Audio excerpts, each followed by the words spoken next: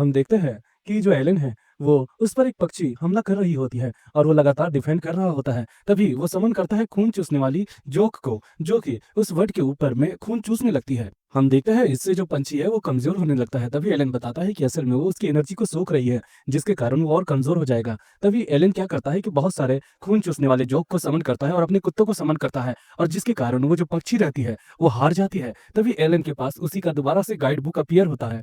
तभी book appear होता है और ये दिखाता है कि आपने एक एवलियन को हराया है, और इसके कारण जो एलन है उसे 100 एक्सपी मिले हैं, जिससे एलन काफी ज्यादा खुश हो जाता है। हम देखते हैं कि जो एलन है वो वही पक्षी को लेके आता है। सारे लोग शॉक्ड हो जाते हैं और एलन के पिता बोलते हैं कि तुम्हारे गालों में ये चोट कैसे लग गई। तब वो बोलता है ये चोट मामूली है, ऐसे भी खून रुक गया है। और दूसरी तरफ एलन के जो पिता के दोस्त है वो बता रहे होते हैं कि इस पंछी में तो बाइट मार्क लगे हुए हैं, क्या तुमने इसे काटा है? तो वो बोलता है कि हाँ, लड़ते वक्त मैंने प्योर ह्यूमन इंस्टिंक्ट का इस्तेमाल किया है, जिसे जंगली आदिवासी लोग करते हैं। इसको सोचकर जो एलन के डैड का दोस्त है वो काफी ज्यादा हैरान हो जाता है। तभी दूसरी तरफ एलन के डैड के दोस्त बोलते हैं कि इस पंछी की मीट तकरीबन 60 किलो का होता है, जिसमें से 20 किलो का खून रहता है, और उसको निकालने के बाद इसमें से 40% खाने वाला मांस रहता है। लेकिन इसकी जो पंख है उसे तुम बेचकर कुछ पैसे भी अर्न कर सकते हो। लेकिन दूसरी चीज ये है कि इसके अंदर से ज्यादा कोई फायदा नहीं होता, लेकिन ये एक अच्छा खासा ई रैंक मॉन्स्टर है और इसे हराना इतनी मामूली बात नहीं है। माना यह भी जाता है कि इसके अलग अलग इवोल्यूशन फॉर्म भी है। हालांकि हम देख पाते हैं कि उन्हें वो पंछी के अंदर से एक मैजिक स्टोन मिलती है, जो कि काफी छोटी सी रहती है लेकिन स्टिल काफी ज्यादा वैल्यूएबल रहती है। हम देखते हैं कि वही दोनों लोग उसे चीफ के पास ले जाते हैं और बोलते हैं कि जो रोडिन है उसके बेटे ने इस पंछी को मारा है, और हम चाहते हैं कि आप इससे हमें टैक्स फ्री कर दे, जिसके कारण वो चीफ इनकार करता है। तभी दूसरी तरफ एलन के डैड के दोस्त बोलते हैं कि रोडिन ने ये इतनी मेहनत की और आप ये चाहते हैं कि उनका परिवार भूख से मर जाए, वो आपके लिए कितनी ज्यादा वैल्यूएबल है। तभी दूसरी तरफ जो एलन है वो एक्टिंग करने लगता है कि मुझे तो चक्कर आ रहे हैं। बंद करो, हाथ जोड़ के मैं मोदी साहब से गुजारिश करता हूँ।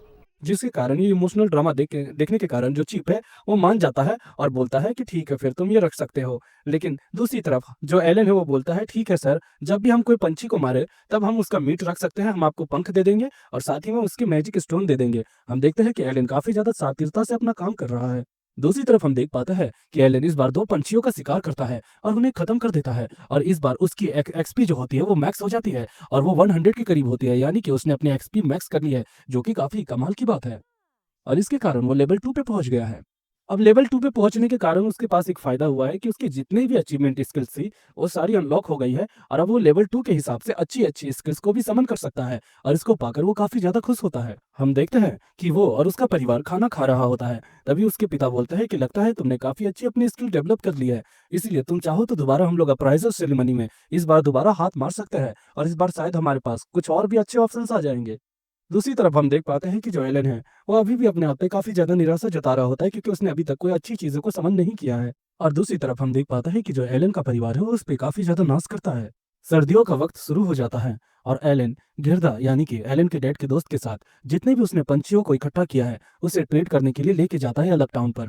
और तभी एलन के डैड के दोस्त बताता है कि ट्रेडिंग के दौरान हमें 60% गवर्नमेंट टैक्स देना होगा, और उसके बाद हमें कुछ गोल्ड कॉइन्स मिलेंगे। अलग अलग चीजों अलग अलग वस्तुओं के दौरान हम उससे फेरबदल कर सकते हैं। ट्रेड में सबसे बड़ी बात यह होती है कि हमारे पास अलग अलग ऑप्शंस आते हैं, जिनमें हम राशन भी खरीद सकते हैं और पैसे इत्यादि भी खरीद सकते हैं, कपड़े भी खरीद सकते हैं। लेकिन मैटर यही करता है कि हम जितनी भी चीजों को ट्रेड करेंगे, चाहे वो कोई भी वस्तु हो, हम उसमें से 60% गवर्नमेंट को ही देंगे। तब वो दोबारा एक लोकल शॉप के पास आ जाते हैं। वो बोलते हैं कि हमारे पास ट्रेड करने के लिए सुअर का मीट है, जिसके कारण जो दुकानदार है वो उसे एक कटोरी चीनी देता है या चावल देता है। दूसरी तरफ एलन भी यही करता है, और वो भी सुअर का मीट जब सेल करता है तब उसे भी एक कटोरी चीनी मिलती है। हम देखते हैं कि एलन काफी दुकानों में ट्रेड करता है, और जिसके कारण वो काफी ज्यादा वैल्यूएबल आइटम इकट्ठा कर लेता है। और उसके बाद वो सोचता है कि अगर मैंने 500 पंछियों को एक साल के अंदर में खत्म किया तब जाके मुझे 10,000 ब्रोंज कॉइन मिलेंगे, जिसके कारण मैं काफी अच्छी डील कर सकता हूँ। हम देखते हैं कि सारे सामानों को बेचने के बाद उसके पास अच्छे खासे पैसे बन जाते हैं। हम देखते हैं कि वो एक दुकान पे जाता है जो कि एक मेडिसिन की दुकान रहती है। अक्सर जब भी उसके पिताजी बीमार रहते थे तो वो जो मेडिसिन वाला है वो डिस्काउंट लगाकर उन्हें दवाइयाँ दे दिया करता था, जिसके कारण इस ग्रेटिट्यूड के कारण जो एलन है वो उसे एक पंछी का मांस बिल्कुल फ्री में दे देता है, जिसको पाकर दुकानदार भी काफी ज्यादा खुश हो जाता है।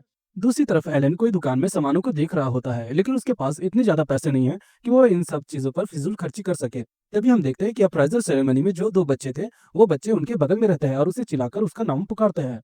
तभी उनमें से एक लड़का बोलता है कि तुम मेरे डैड की दुकान के बगल में क्या कर रहे हो? तभी एलन को पता चलता है कि इसके जो डैड है वो एक ब्लैक स्मिथ है और ये हथियारों को बनाते हैं। तभी एलन बोलता है कुछ नहीं, मैं बस यहाँ से जा रहा था।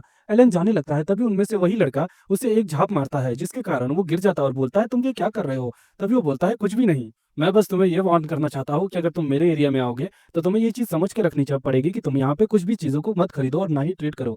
तभी एलन को गुस्सा आ जाता है और वो अपनी लकड़ी की तलवार निकालकर उसे बोलता है कि अगर तुम लड़ना चाहते हो तो मुझसे लड़ो, देखते हैं किसमें कितना दम है। तभी वो लड़का डर जाता है और बोलता है मैं इस बातों को याद रखूंगा। और दूसरी तरफ वहां पर पेलेमस रहता है जो कि असल में चीफ का बेटा रहता है। तभी जो एलन है वो उसे ग्रीट करता है और बोलता है कैसे हो?